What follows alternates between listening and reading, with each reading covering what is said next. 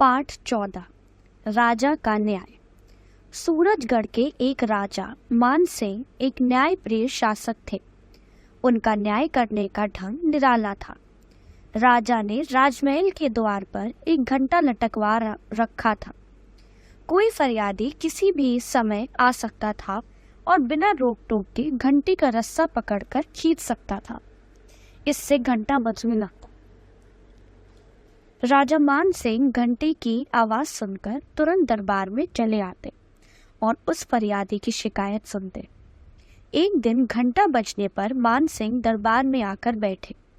उस दिन उनका सैनिक 2 स्त्रियों को लेकर आया था। एक स्त्री की गोद में एक नन्हा बालक था।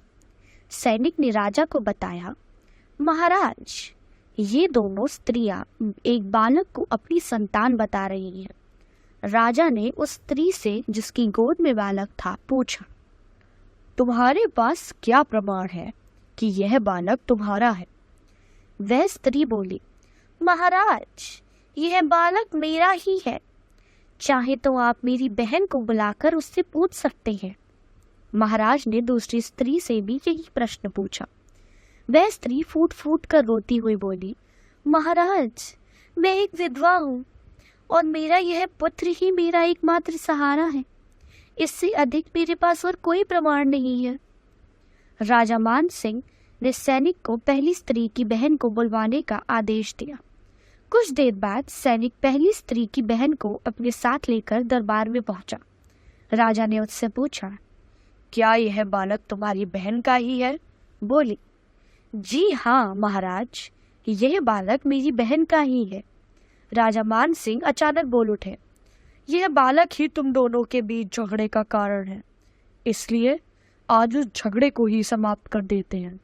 इसके बाद राजा ने सैनिक को आदेश दिया, इस बालक के 2 टुकड़े कर दो और दोनों स्त्रियों में बांट दो।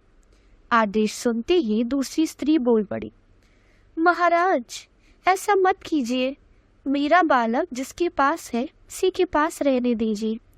कम से कम वह जीवित तो बचा रहेगा। यह सुनकर पहली स्त्री और उसकी बहन की आंखों में चमक आ गई। राजा ने उसकी चमक भाप ली। उन्हें पता चल गया कि कौन सी स्त्री बालक की वास्तविक मां है।